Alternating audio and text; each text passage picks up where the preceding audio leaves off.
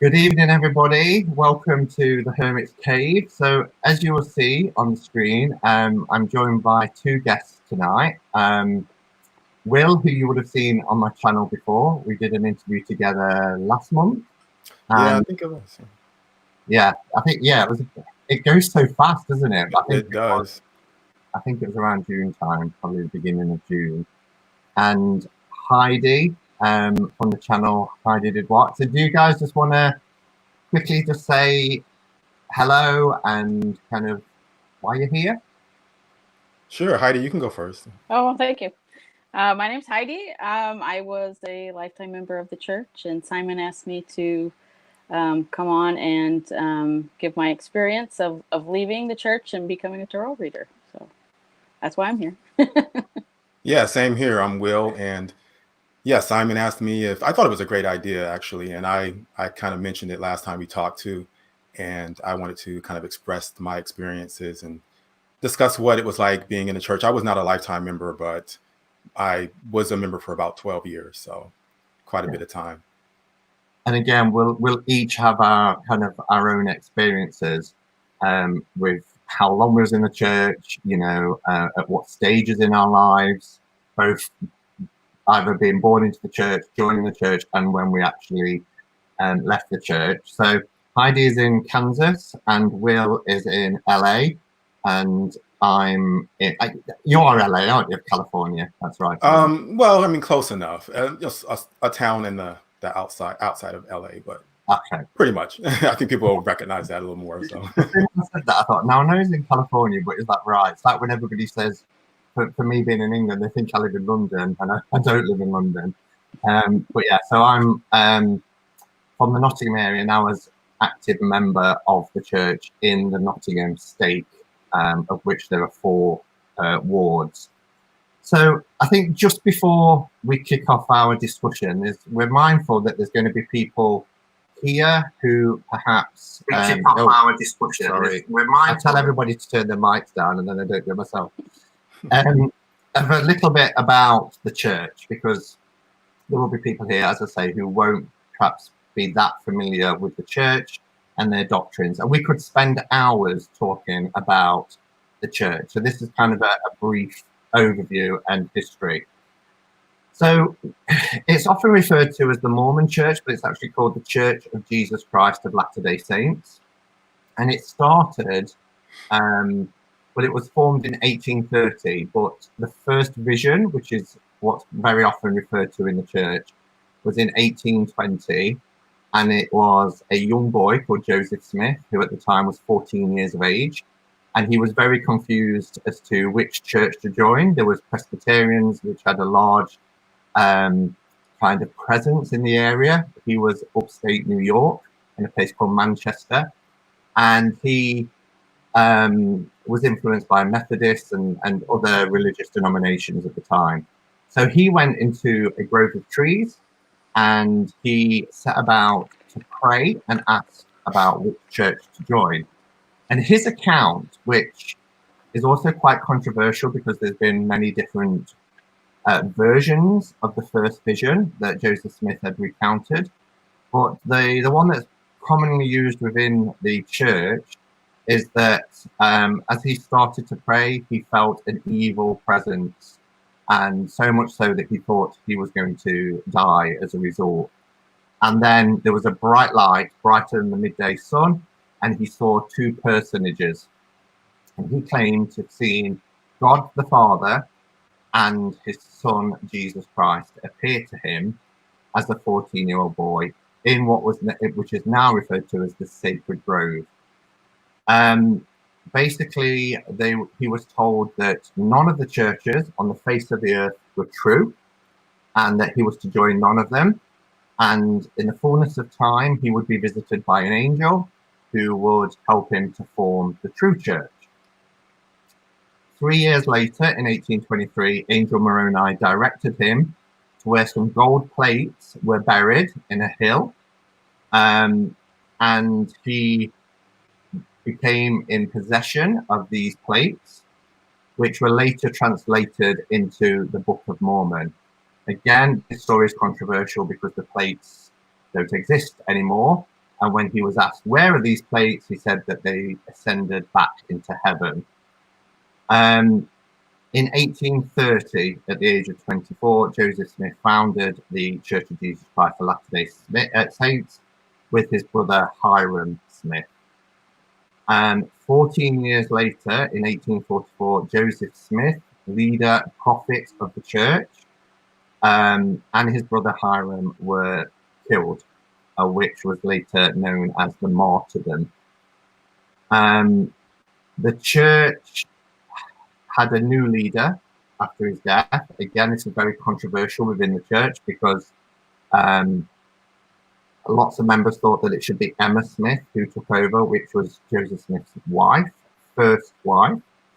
But Brigham Young assumed leadership, and Brigham Young was the person who led all the members away from persecution over to the west, which they was known as the pioneers, the Mormon pioneers, through the Rocky Mountains, and they settled in what is now known as Salt Lake City, which is in Utah. The church today claims to have 16 million members.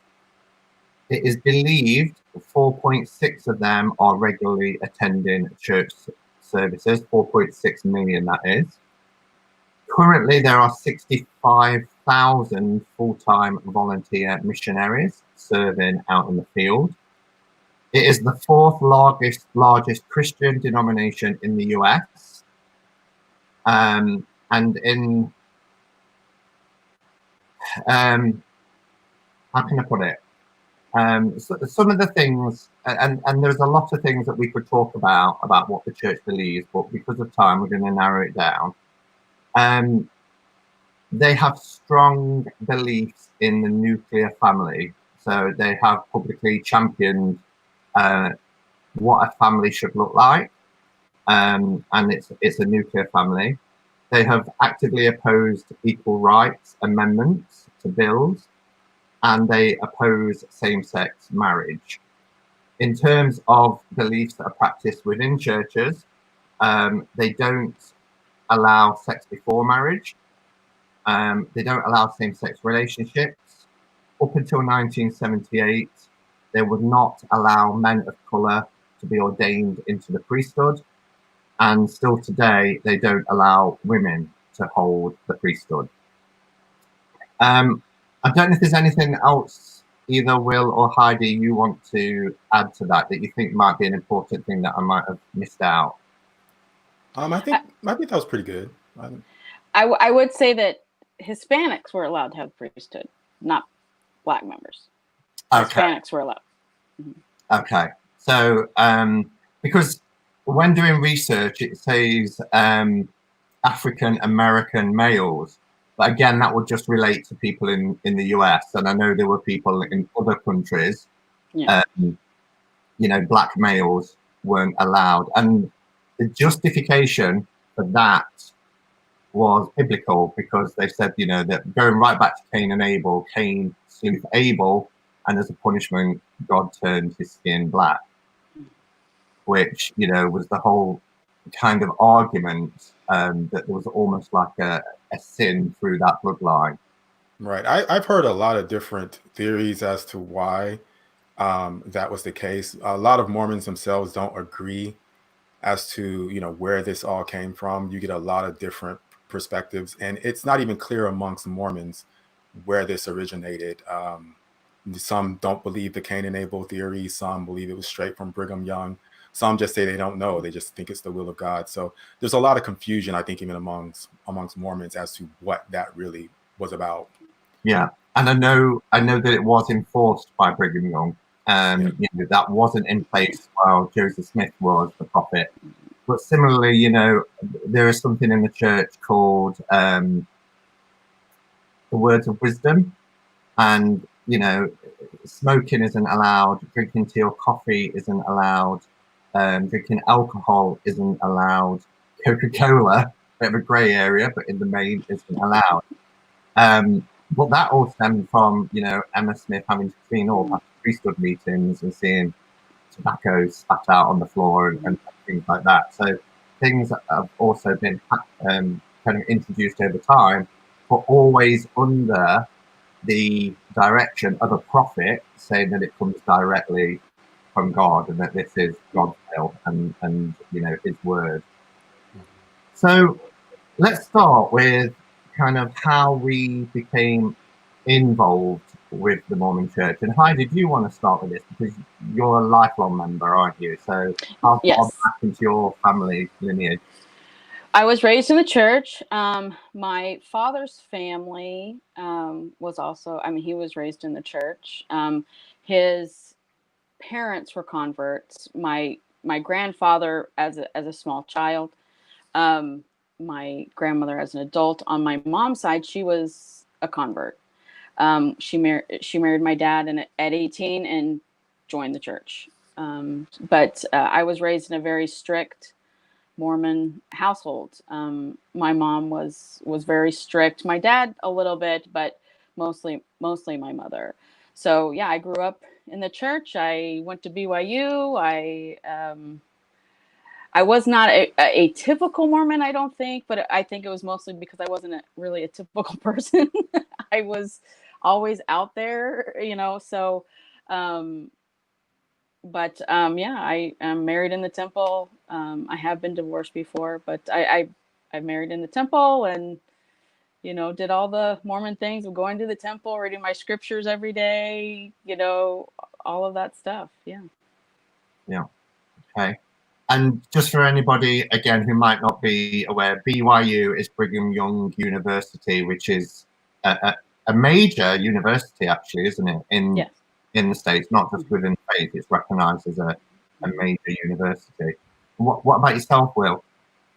So when I met my ex-wife, she was a member, and she told me about the church, and I found out through the missionaries. I'm not sure if everyone's familiar with the missionaries that come around. Well, they do lessons, and they'll teach you about different things, and you know, as far as the first vision, like you mentioned earlier, in the history of the church, and they go over the word of wisdom, like you mentioned, and they give you kind of a structured lesson that they give to anyone that's investigating the church. And so I went through that process, but usually when people go through that process, I found out later, it takes quite a bit of time. Because I was in a relationship, I feel like I rushed that process. I didn't really do my research and find out what I should have found out. And I got married 3 months after meeting my ex-wife. And so I'm still trying to figure out what the church is all about. And during the course of the marriage, I started to learn more and more. And I realized that it was not for me. But I continued to push on, you know, as a member of the church, because what I didn't know is once you get in, it's kind of expected.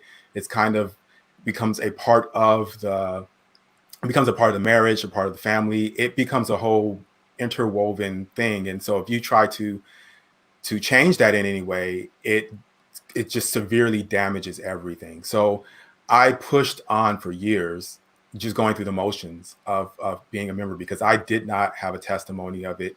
I was asked to serve callings and give talks, and within me I felt horrible, because I was just going through the motions, like I said, and it was not very comfortable. And a lot of things you just can't, it's very difficult to say no to when they ask you to give callings, they ask you to do service. And not that I have anything against it, but I didn't feel like I was fully willing to do all the things that my callings asked for me. I was just filling a spot, really, and I just felt like it wasn't fair. It wasn't right of me. It wasn't where I needed to be. It wasn't what I believed, what I wanted to do.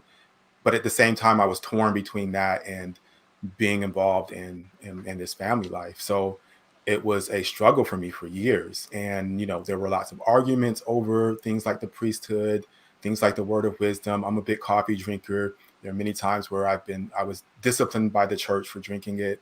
And I struggled from the very beginning with, you know, following all their, you know, regulations and rules and things like that. I just didn't understand it. And it was not a part of my core.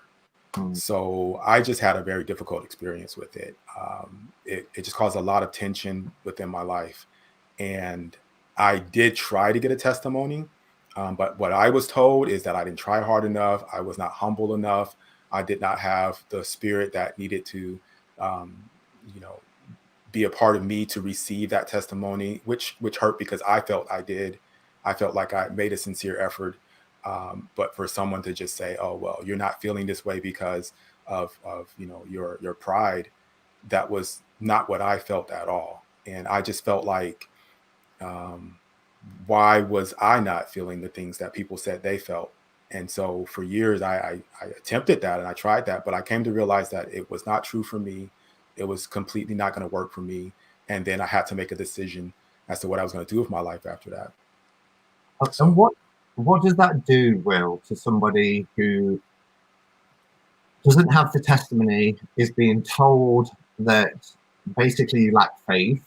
And, you know, I think we probably can all relate to that, particularly when we start talking about our exits from the church and that whole sort of, you know, becoming apostate in the eyes of the church. But what does that do to somebody on an internal level where you are trying, and you're doing the callings and you're being asked to lead in prayer? Or what does that do to somebody who can't get that testimony? Did you see their testimony? Say that again, that last part. Did you still bear testimony? Because one of the requirements of the church is on a fast Sunday, there's an enormous amount of pressure to get up and take the stand and bear testimony, isn't there? I did at first, and it was really hard. I avoided that. I would not get up and try to give talks. At some point, I did eventually start saying no to talks and to callings because I just couldn't do it anymore. I could not continue to portray this. And you know, what it did to me was it just made me feel like what I did wasn't good enough. I felt like, you know, I was the one in the meetings in the elders quorum doing the home teaching. I did do these things. I would do these things. And there were a lot of people that didn't even do as much as I did. I did a lot of service. I did a lot of work. I did help within the church. You know, when they asked a lot of times, and I felt like, well, maybe that didn't even count. No, the only thing that counted was, you know, that I confessed this testimony. And it didn't matter how good I was of a person, how good of a person I was. It didn't matter, you know, what I really felt. It just mattered that testimony is all that really mattered. Me saying things, but it wasn't really what, you know, what I was all about that people saw. People just saw the exterior, but they didn't see me. They didn't see. They saw what they wanted to see. I didn't have this testimony, so they saw me as a bad person, someone that was prideful, someone that just couldn't do it, just couldn't take the step. But they didn't really look to see my actions, what I did do. You know, and then at some point when in the callings, I started saying no. I started not really doing the callings like I should have. But there was a time where I really did push and really did try. So none of that mattered anymore. No, because when you're active and you're saying yes, then there is that warm embrace and there's that connection. But the minute you question, or the minute you say no to things, then it's a very different picture, you know, and there is that frosting out and that cold shoulder and that sort of, you know, that concern from the church that you are losing your faith, or, you know, you're becoming apostate. Can I just say to everybody in the chat as well, I will answer a couple of questions that have popped up. But we're going to allow a little bit of time at the end for some general questions, because we have got quite a bit that we want to try and get through in quite a short space of time, but a couple of ones that need clarifying. Sandra asked, so do you not go to church, you go to a temple? The difference is there are churches and you attend 3 hours on a Sundays, the regular services. A temple is something that you aim to go to. If you're a convert, you can't go for the first year of becoming a member. And if you're born into the church, it is before marriage, or if you're about to go on a mission. And you do temple work, which is baptisms for the dead, take out your own endowment. We'll come on to that a little bit later. And the temple ceremony is nothing like a church service. It is, and I remember my first time at the temple looking around the room and thinking, what has this got to do with the church that I belong to? It was two completely different things, and nothing really can prepare you for your first time at the temple. You'll have temple classes, but it's shrouded in, you're taught in the church not to say secrecy. It's sacred, not secret, but it's secret. But with the advance of technology today, you can find things out online. And Jen asked what a testimony is. So a testimony is to have a testimony that you believe the church is the one and true church. Jesus is the Christ. Joseph Smith was a true and prophet. Whatever prophet is alive today, I don't even know the name of the prophet at the moment. Nelson. Okay. So before him, it was Thomas S. Monson. And when I was there, it was Gordon B. Hinckley. You give testimony that you believe all of this to be true. The book is 5 points, isn't it, really? Book of Mormon is the word of God. Joseph Smith was a prophet and the true founder of the church. Jesus is the Christ. The church is the only true and living church, as established, how Christ established the church when he was on the earth, and that the current prophet is a prophet and the messenger of God. And the last Sunday of every month, you fast for 24 hours, and you're encouraged to take the stand in your church, in your ward, and bear that testimony. And you can add other personal testimonies to that, but you're expected to say those 5 things as what you believe in the church. So with my story, the missionaries knocked on my parents' door when I was 3 years of age and did studies with them, but we didn't get baptized until many years later. My mum and dad got divorced. My mum dated somebody who was Catholic, who went to Catholic Mass, and then the church came again into my life very early in my 20s. I actually baptized my mum live on TV. We was part of a Channel 4 documentary, and it was the first time ever the church had allowed a baptism live. So we did have one of the 12 apostles visiting the UK. There was a whole media crew around that. It was a crazy time. I married somebody from Utah, and I spent time in Utah as well as in the UK. The marriage only lasted 3 years, and a bit like Will, I had a very strong testimony at the beginning. I really believed it. I felt that I'd received confirmation from the Holy Ghost that it was true. But because of my sexuality as well, I thought that, you know, with baptism, with marriage and everything else, and having faith in Christ would be enough. And when that didn't happen, and when I started to take counsel from my bishop, it didn't end well. And I actually left the church after being hospitalized from having a complete breakdown because of how I tried to be the perfect Latter-day Saint, you know. And yeah, it's not always easy. No. So Wow. how did we each rationalize what we now believe to be irrational? And what I mean by that is, you know, the various accounts of the first vision, the gold plates that, you know, was found in a hill and then taken back into heaven, as well as some of the things that we was kind of asked to do in the temple, which now on the outside looking back, how did you rationalize it? How did you, or did you? I don't know. Do you want to go first, Heidi, or? You know, a lot of the stuff I never found out about until I actually went looking, because we're not encouraged to look, and definitely not look at anything outside of the church, to only look at church sources. So I had never heard that there was more than one version. I was a member all my life, 40 something years, you know. I had never heard that before.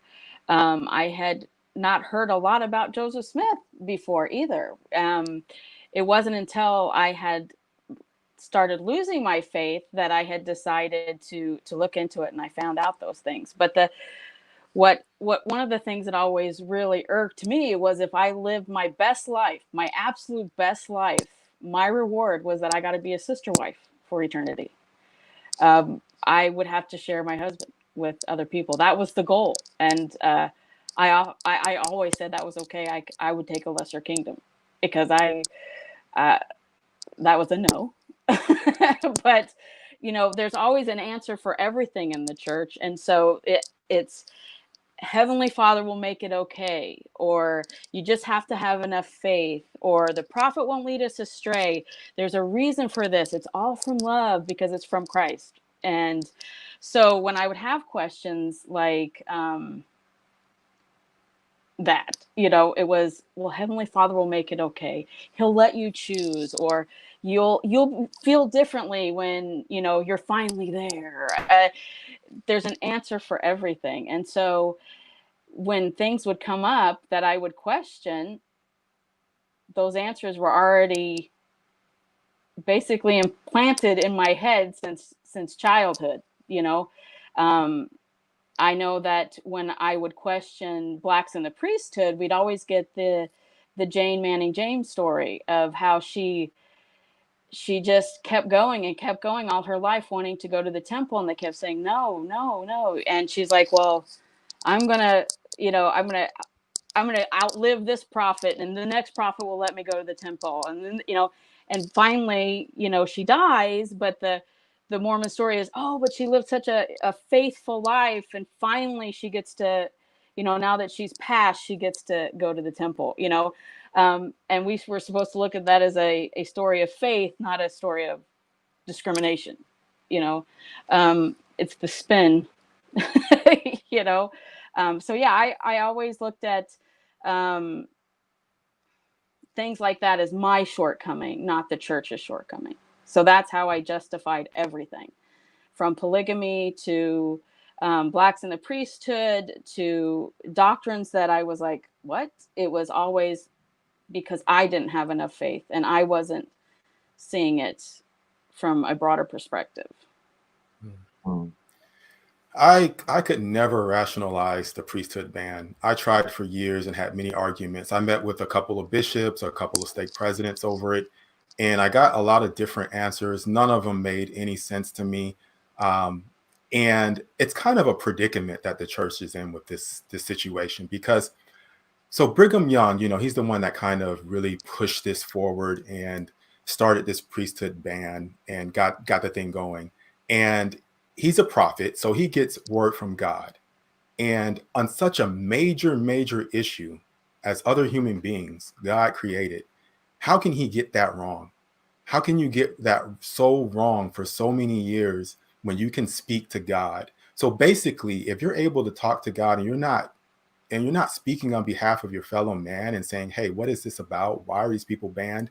And if you're saying that God is saying, no, they should not have the priesthood, you're basically saying that God is racist, that God is excluding a whole group of people from something that is so important, you know, according to them.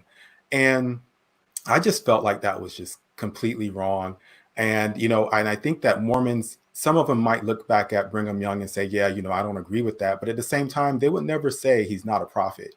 And if you don't say he's not a prophet, then you're saying that he gets revelation and he gets word from God. So you're kind of blocked. You can't really disagree. And, you know, if you agree, it just looks bad. So there's just no win. There's no win to that situation. You know, if he's still going to have that prophet status, then you're saying that this is revelation from God. And, you know, there were other meetings about the priesthood ban. And in the first meeting, they still came to the conclusion that no, blacks could not hold the priesthood. And they met, this was a prophet and all his apostles meeting and other men meeting and discussing this, saying they're communicating with God and that God's saying no. And so, you know, that really hurts coming from other people, that they're telling you that they're talking to God and he's telling them, no, they can't have the priesthood. And so that's not any God that I want to be a part of. I'm sorry. It just doesn't make any sense to me.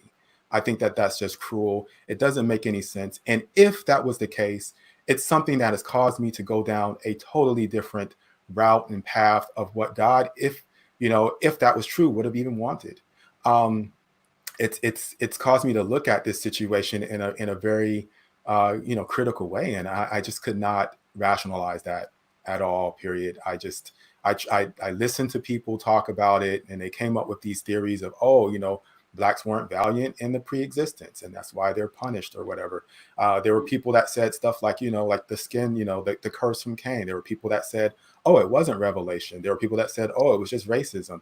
But then when they say it's just racism, well, okay, if that's the case, then you need to really look at Brigham Young as being a prophet, because he's saying this comes from God. This was church doctrine, which comes from God. This is something that they were following. Even up until 2013, there were things that they were following that just didn't make any sense. They're always last to make these big major changes, even after civil rights movement. If you look at Brigham Young University today, LGBTQ rights were just the last thing, just a year ago or whatever, that they actually allow people to, express themselves. They're just so late to the game on these major things, and it just doesn't make any sense when it comes to God's creation. And I'm sorry, but I just have to say that. I mean, if you have to really take a critical look at your church, if you're Mormon, and just say, hey, look, this is wrong, I don't agree with this, and be strong enough to make the change. Don't just sit around and let these traditions just, come about, because it's just hurting people. Because it's not true. And the thing is with that is, we are so indoctrinated that we aren't to question.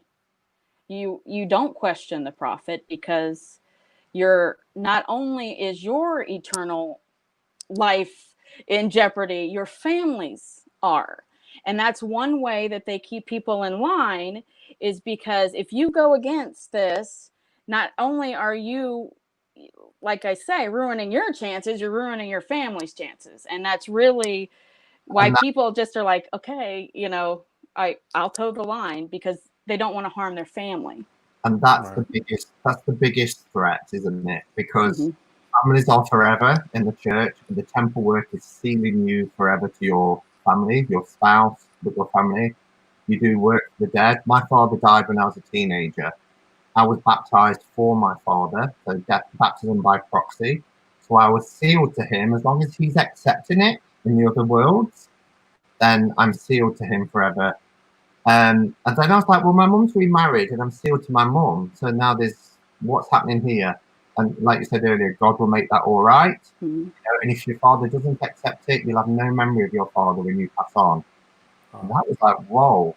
Well, just going back, Bill, because when you said that, and we kind of touched on this when we did our interview, when I went to my bishop, way before I got married, and, I was very honest with my wife as well. I wouldn't go into any sort of relationship with trickery. I was very honest about my sexuality and how I was struggling with it.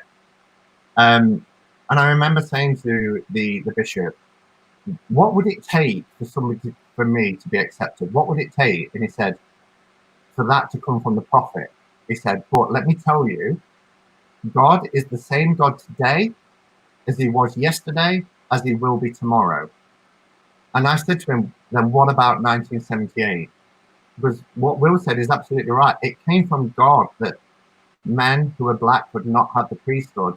But then this magical day came in 1978 where God's changed his mind. Right. So that doesn't make any sense. Yeah. And, and the thing about it is, the missionaries, they paint this picture. They're going to tell you all these positive things about the church.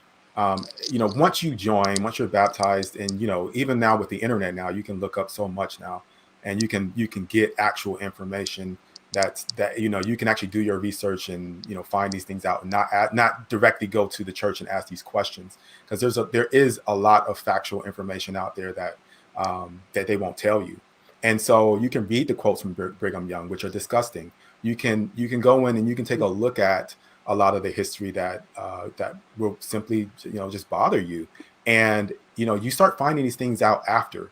And by that time, you've tangled yourself into marriage, family, other people are involved, and like, you're going to hurt people if you leave and step away. And it's just because it's not like the church I used to go to when I grew up. I went to church when before I joined the Mormon church, and it was like, you go, but there was not this sort of, I hate to use the word, but cult-like culture.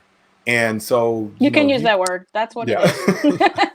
So, it wasn't like that. And you could just leave, and, people don't understand, and they let you make your decisions, for the most part. I mean, not everyone, but it was a little bit more I think freedom to do that. But once you have these responsibilities and you're stuck trying to rationalize it or fight against it. And if you fight against it, then you're just going to end up with more confrontation and more conflict and more issues in whatever relationships you're in, whether it's with members or, family members. It's just going to be a nasty situation. And people need to know up front. They need to know what they're getting to. If missionaries are talking to someone that's Black, they need to know about the racism that existed, about the priesthood ban, so that they can make the proper decision. Or they're going to get in, they may marry someone, they may have a family, and they're going to have issues later on. It's just not fair. But so I think the hook is to get you in. So you have 6 lessons with missionaries, and by the 6th lesson, well, even by the 4th lesson, you've committed to baptism. So, within 6 weeks of meeting the missionaries and having those lessons, by the 4th lesson, because of how, and the scripted, that's what the missionary training center is. It is sales, and it is about baptism. And by that 6th lesson, the 6th lesson finished for me on the Saturday. I was in church service Sunday morning, with an oversized suit that I just managed to rush out and get because you have to wear suits. And they will never tell you the controversies because they don't know it. It's because it's not taught to us. Yeah, it's not. And if you, and I'm not kidding, you aren't to look outside of church doctrine. No, it's considered. You are allowing Satan into your life by looking outside the church, and so you will be led astray. And so most Mormons don't hear all the stuff that Brigham Young said. And these 18-year-old boys, and I live next to a set, these 18-year-old boys go out, they don't know anything. They only know what they're told to say. And they're told they have to say it to make their families happy. And so that because, and if they're boys, they're told they have to go on mission. It's a commandment. Yeah. And so they're just doing what they're told. And so they don't know to tell other than just have faith. Yeah. And if they do, it's quickly stamped on anyway. Yes. Because the church is a little bit now, if you're on a mission, I believe they can have Facebook accounts, but in 1990s when I was there, you go on a mission for 2 years, no TV, no contact with your family other than Mother's Day. For 2 years, no TV, no reading books, no reading newspapers, no listening to music unless it's church music. And you get up at ridiculous o'clock in the morning, you do your scripture study, you're out the door for 9 a.m. and you're not back till 9 p.m. having knocked on doors and pounded streets. You live the gospel 24/7. So, and they've come out of the missionary training center, which has trained them in how to convert people to the church. So, I just wanted to go back as well. You said, Heidi, about it is you go on a mission that is expected of you, again, unless you're gay, and I wasn't allowed to go on a mission because it would be too much temptation for me to be with another male 24/7. So I was quickly made ward mission leader, and you can serve your mission in the ward, where it's safe. But yeah, it's that sort of, if you question, then first of all, you're being asked why you're questioning, and you should pray. You should pray to get your answers to the questions. If they can't answer them, pray about it, was always what I always heard. Pray about it. But then the more you question, the more those meetings are called where you're asked to go and meet with your bishop, your stake high council. And I held a call-in as I was on the bishopric, and then a high councillor myself when I really started to question. And then it was that I was becoming apostate. And then conversations with my wife about, what she needed to do to get me to toe the line. And it was just horrendous. So let's move on to our exits then. So how was, because for me, this was the 5 of Pentacles moment. I was terrified, and that's why I was in hospital, because like you said, I was going to lose my family. I was going to lose that connection to my dad. I was going to outer darkness for the rest of time and eternity because I was leaving the church, and there was nothing to go to. I was really on the outside. All my family and loved ones, and the church, remember, is 24/7. There's something every day of the week to keep you occupied. Family home evening, priesthood. There's always something at any age, young men's, young women's, and it's your whole existence. And in our ward, it was people you knew got you jobs as well. There was very much almost like the Freemasons, where you all help and support each other.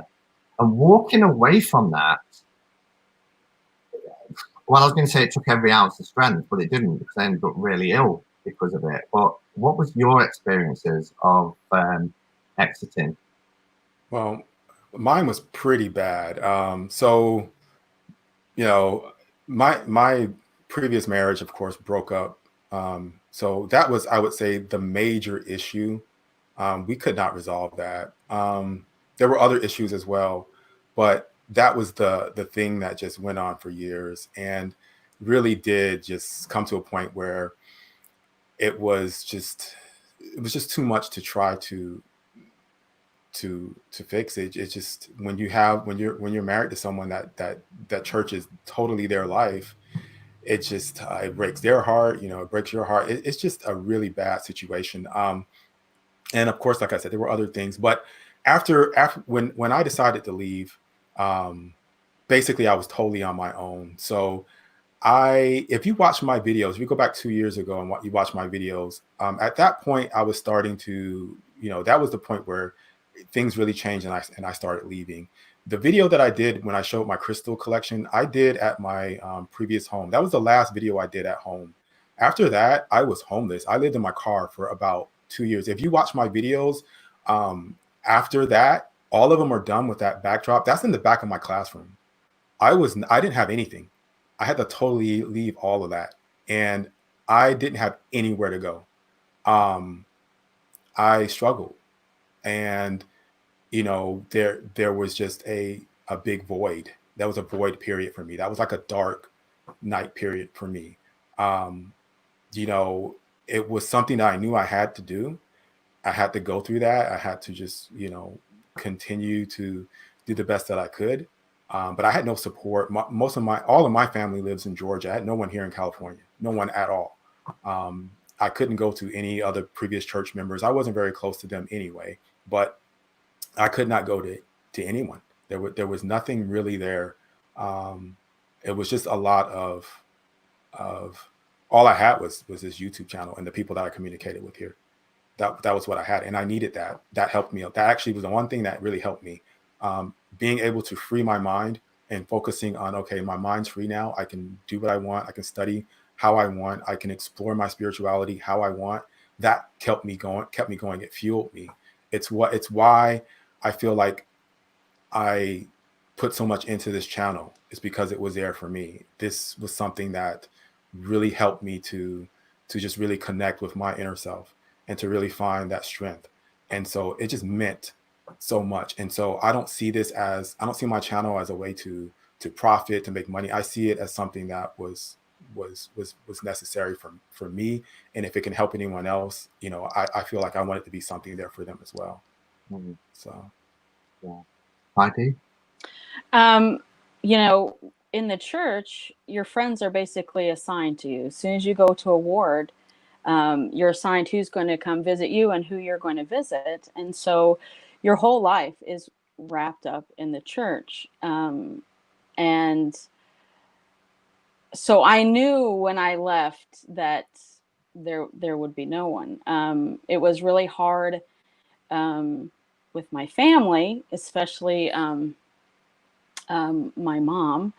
The last time she saw sorry, I might cry. The last time she saw my daughter before she died, she wouldn't hug her because she had started drinking coffee.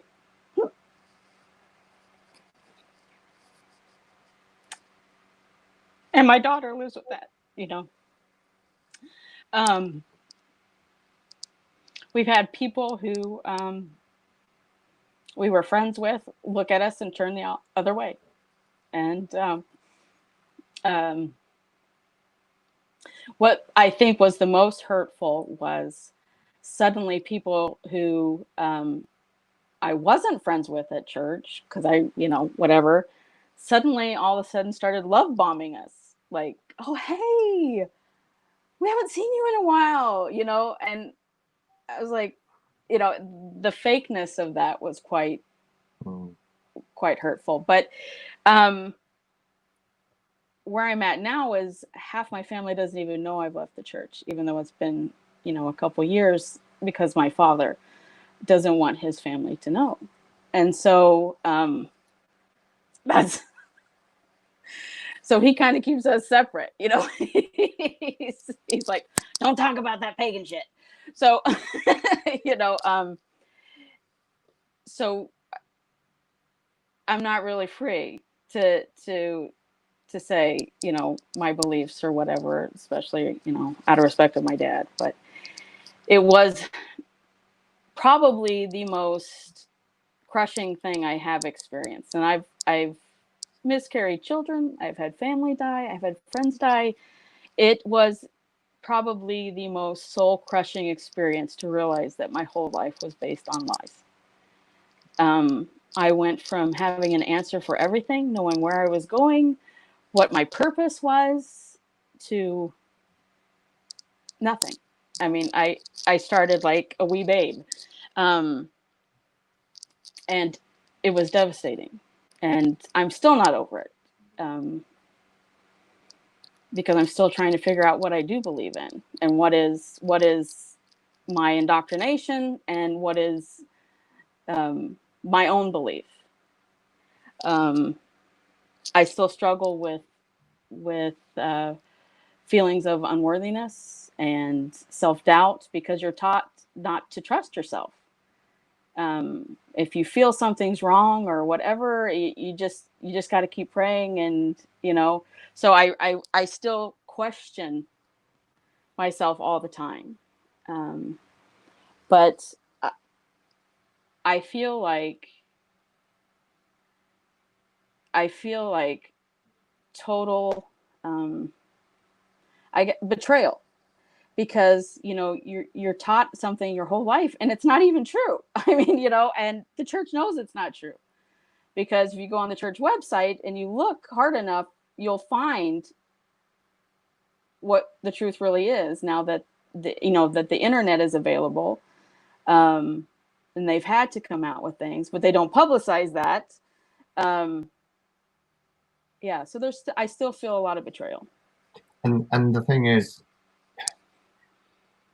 when it's like the grief process, isn't it? You go through different stages, and you go through anger as well when you do come to that realization that you've been lied to and you've been missold something, and then you're really angry at how you're angry at yourself, but you're so angry at the fact that the amount of people that are involved in this that do know, the prophet who isn't going into the Holy of Holies and sitting and talking to God, because, and how do you get to that point of being a lifelong member, and then, going up through different offices of responsibility to the quorum of the 12 to be elected as the prophet, and then you're sitting in that room thinking, well, where is he then? Well, I can't walk out and say I've not spoken to him, and you just start to unpick it all. But it was interesting when you said about friends being chosen. As a convert, that was what I regret, because I have thankfully got friends back, but my friends had to be in the church, or I had to try and convert the friends that I'd got outside of the church if I was to maintain those relationships with them. So I wanted to move on for the last 10 minutes or so about how we feel now. And I've put here, do we feel totally free? And you've just kind of said that you don't, I don't. I feel so much more than I ever felt in the church. I felt very small and limited in the church. There was only so much I, could do. I feel much freer. And, I have general anxiety disorder and PTSD and OCD. And I also suffered from scrupulosity, which a lot of Mormons do, which is the incessant prayers. You're always praying, which is what we're told to pray always, right? Well, so whenever I left, that part of my brain was free, and it's so much quieter in my head. I don't know how many people have anxiety know that it's very loud inside there, but when I left, so much of my mind was liberated. And so that's what keeps me going too, is the fact that my mind feels so much calmer. And it, just before, Will, can I just ask you then, Heidi, because the ultimate punishment for people leaving the church is we've committed the gravest sin of all, which is to deny the Holy Ghost. And the ultimate punishment is outer darkness. Are you free of that at least? Yes. Thank goodness. Yes. But that was very difficult for me because I have kids and wanting to know what's going to happen to my kids. Because I was always told no matter what, my kids were mine. I like I say, I was married in the temple. My kids were with me for forever. And the feeling of if this is wrong and I'm being deceived, I'm going to lose my children for forever. I'm fine with being in outer darkness as long as I knew my kids were okay. And so that was very traumatizing in the beginning, to worry about what was going to happen to my children. But yeah, I no longer fear outer darkness. If heaven is Mormon heaven, I'll take outer darkness. That's just the way it is. Yeah. And Will? So I like right now in my life, I am 100% the happiest I've ever been. And I can say that I am myself. I feel the best I felt. I don't miss the church at all. I would never go back to it. I don't think about going back to it. I have no sort of feelings of, like I'm beyond kind of the feelings of maybe like anger or resentment towards the church. I'm more just on the I just feel like it's a complete total fraud and totally, BS. I don't agree with it at all. If someone is Mormon and they are going to the, and they believe in all of that, fine. If that helps them, that's fine. I have no problem with Mormons. They're very good, nice people, but I just do not believe in it one bit. I don't claim to know whether they are right or whether I'm right or who's wrong. I'm just happy living my life. I'm enjoying life. I feel like there haven't been any catastrophes that have come upon me. There have not been any, I don't feel like, a void anymore of anything. I feel like once I got through that transition period of getting out, I realized that I am so much better off. I mean, to me, if there is such thing as a blessing, leaving that church was the biggest of them all. It was just the best thing that I could have done for myself. I know that there was a lot that, fell from my life because of that. But what I have in my life right now, I wouldn't trade it. I wouldn't trade it at all. And it's just been, I've learned a lot from it. So I appreciate the experience. It's taught me a lot. Like, I'm not one of those people that's curious about religion or anything. I've been there, done that. You will never see a from tarot to Christian video from me. Yeah. Never. You're not going to see that happen. I've been there. I know what it's about. Yeah. I ain't going there.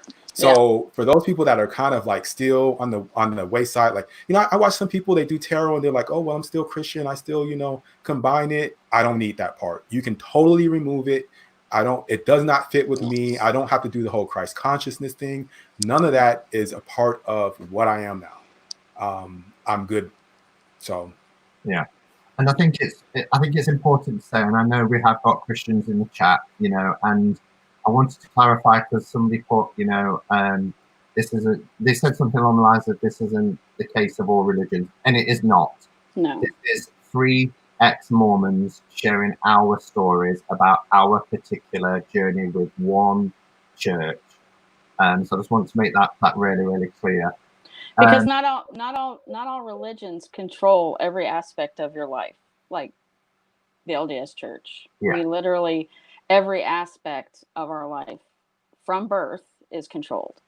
And there are a lot of religions that's not the way it is. They live their religion, but it's not literally everything in their day is not dictated by like LDS.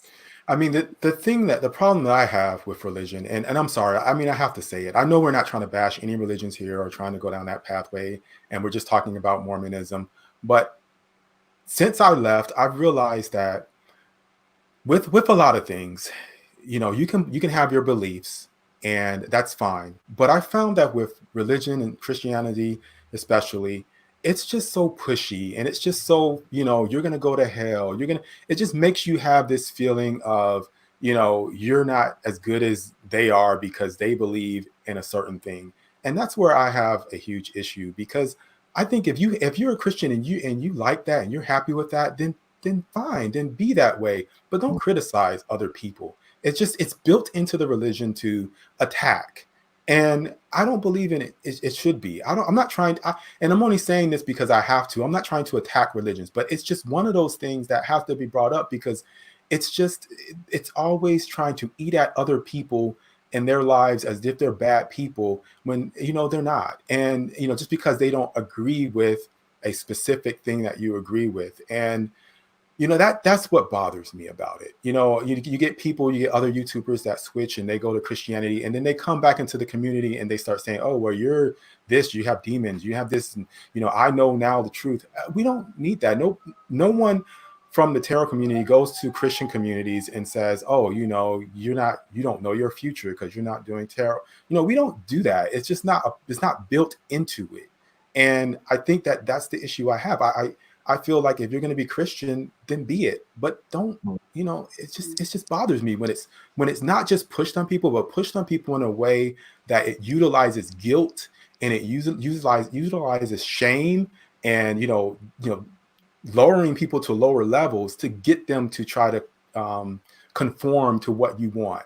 And that's the issue that I have. And I just had to bring that up. I know that there may be Christians watching, but I'm sorry. And if your church isn't like that, I apologize. But most of the ones that I've seen, that I've come into contact with, they are the pushiest, most guilt pushing, just fear pushing people I've known. And I just have to say it.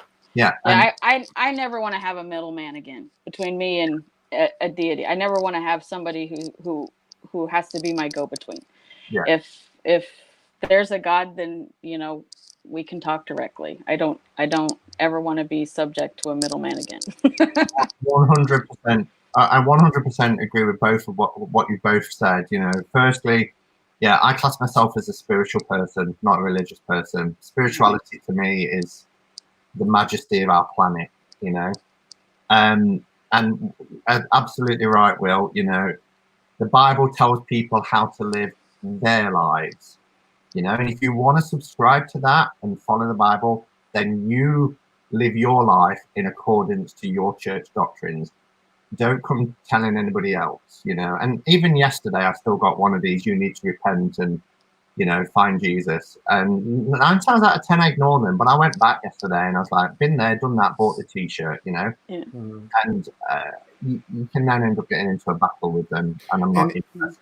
And the thing about it is, okay, you know, I don't consider myself a bad person at all, but just because you don't believe in what they're saying, you're automatically lumped into this category of being, you know, something less.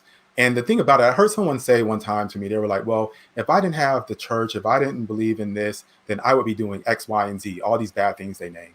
And I'm like, well, why don't you just do that because you're a good person? You're not necessarily a good person. You're just not doing that because you're afraid that you're going to be punished by this deity. But me, I'm just not doing it because I don't want to hurt somebody. I don't want to do the wrong thing.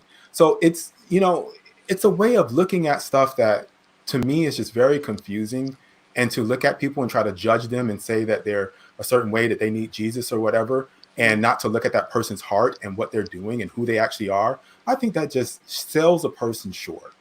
Yeah, I got asked, how are you going to raise your children? And I'm like, what do you mean? Like, good people don't exist outside the church? You know, like, how are you going to raise your children to, you know, be good, upstanding, you know, human beings? Like people haven't done that for millennia before the church. Exactly. You know? Yeah. But to somebody in the church, you know, living that 24/7, you're never going to be able to do it in the way that the church would advise you to do it, are they? So because they're in that, you know, and I've still got friends who I don't really see very often. They're on Facebook, and like Will said, there are some really decent members, you know, who in my mind now are where I was, misguided and deceived. But they're always praying for me as well, which I kind of think, well, I keep them as friends because they're lovely people, but I know that their dream for me is to come back, you know, and I can't meet them because I know that if I meet them, they'll be doing what I perhaps would have done with my friends, which is to try, because that's what it's about, you know, try to get me back, and I can't go there, you know, because it took a long time to get to this position of where now I do feel completely free. So much so that there isn't one shred left of fear, which it took many years of, you know, talking about what happens in the temple because of the penalty for that. And if you go onto the internet, we weren't taught that when I was in the church or in the temple. It was removed, but all the members knew about the penalties for speaking outside of the temple, which is horrific. It's like reading the script of a horror movie. What would disembowelment and slit throat? Slit from ear to ear, and your bowels spilled out. Yeah, and horrific things. Doesn't feel. I just look at that and I just think, wow, what God do they believe in that would want to do that? You know, not any divine presence that I might believe in. So. Okay. I'm just looking to see if there's any final questions. We kind of wanted to keep this to around an hour, and we're right up to the hour point. Moonface says, "How did you guys handle the fear aspect of leaving the church?" I think we've kind of answered that. I don't know if there's anything else anybody wants to add. I just, you know, my belief that the church was not true helped me get over my fear of any kind of punishment. And so my fears now really are because I'm trying to figure out, what do I believe? So what happens after, you know, life and that kind of thing. So any fear I have now is not for punishment. It's just that because I don't know, you know. So yeah, and I had to be careful. I had to be comfortable just saying I don't know, and that's been the thing that I think has helped me just deal with this the most. Is to just come to the conclusion that, you know, I don't know what's after this. I don't know what came before this. I don't want to even, you know, speculate on that. And it's freed me up to let people believe whatever they want to believe. And if they think that they know the truth, that's fine. I don't have to agree with that. But it's a good thing in my opinion, just for me personally, to just say, I don't know. And I mean, how am I supposed to? And so, isn't it? That's it, isn't it?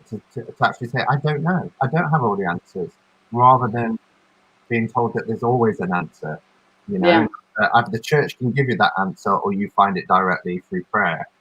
Which is actually exciting, because to me, leaving the church became like, you know, when you in Roger Rabbit, where they enter Toontown for the first time, it was literally like I had blinders on my whole life, and now everything is possible.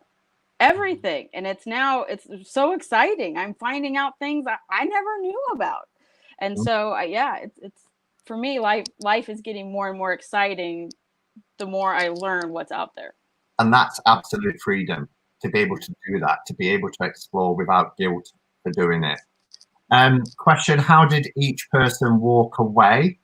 So very quickly, mine was, I couldn't do it anymore. I was ill. The marriage was unfair on both of us. And I ended up becoming that ill that I was gradually sinking into a depression that was getting further. And I started becoming less active, not going to meetings, feeling guilty for not going to meetings. And then, bam, you know, I've shared it before. I'm not ashamed to share it. I made an attempt on my life. I was unsuccessful, but I was hospitalized. And then I had therapy. And as part of that therapy, I was told that your life is broken. You need to build it again, but you need to build it on firmer foundations. And I realized I had to leave the church. I had to end my marriage. And at the time, luckily, most of them are back. I had to walk away from my family, but I had to work on me, you know, and getting me to a healthy place because I wouldn't have survived, you know. And I think all of us, and I don't want to sensationalize, but all of us have survived this because of how, you know, how crippling being in that religion is and was. That was how I left. Yeah. For me, it's who I am as a person is incredibly, you know, well, I'll put it this way, you know, living as a Mormon for so long and not being myself, what is within me, who I really am, but there was such a powerful pull to be me. And you can only fight that so long. When you know who you are and you're looking at it and you're saying, this is not me, but I'm living this role, it just starts to build up a bunch of tension.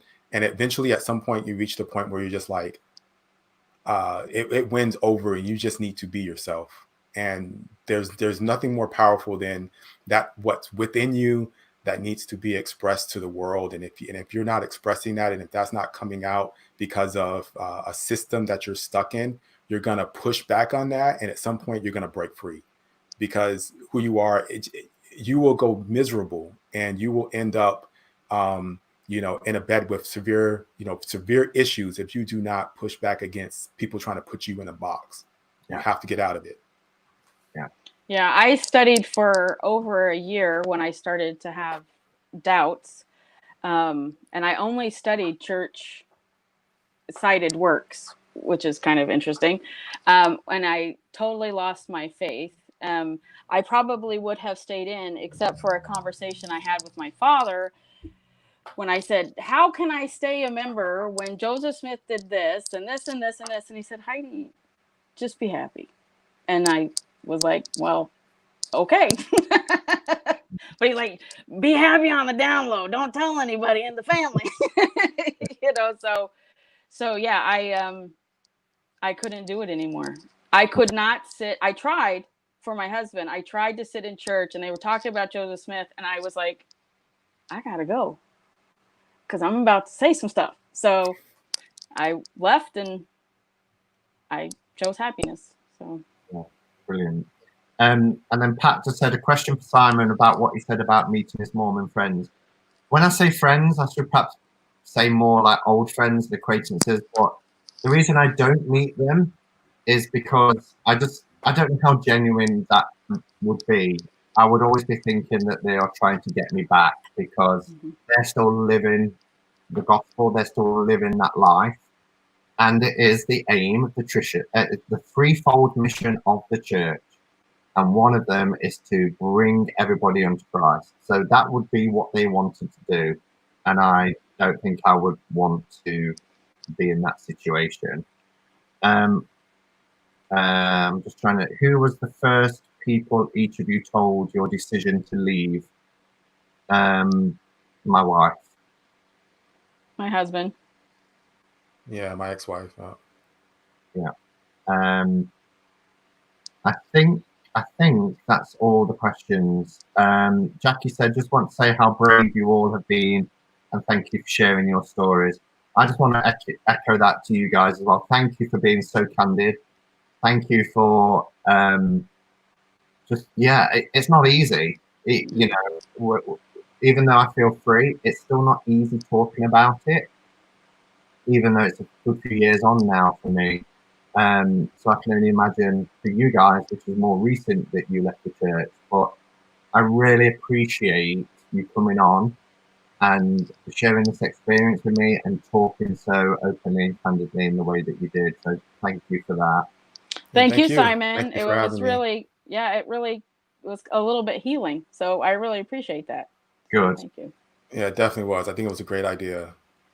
Absolutely. Yeah. Brilliant. And now we're all living our truths. We're all walking our paths, without boundaries, and that's the way to go. So, all right, everybody. Thank you. We had a massive turnout. 130 people here currently. Thank you all for being here, for listening, for your supportive comments as well. I haven't been able to read them all out, but there's been lots of messages of support as well and appreciation for this, for us sharing our stories and shining a light on this.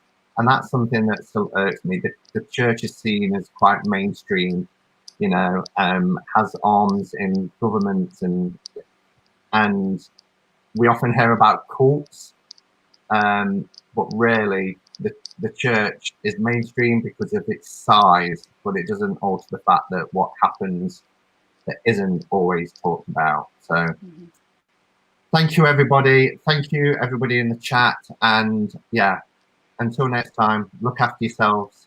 Go in peace. Bye. Bye.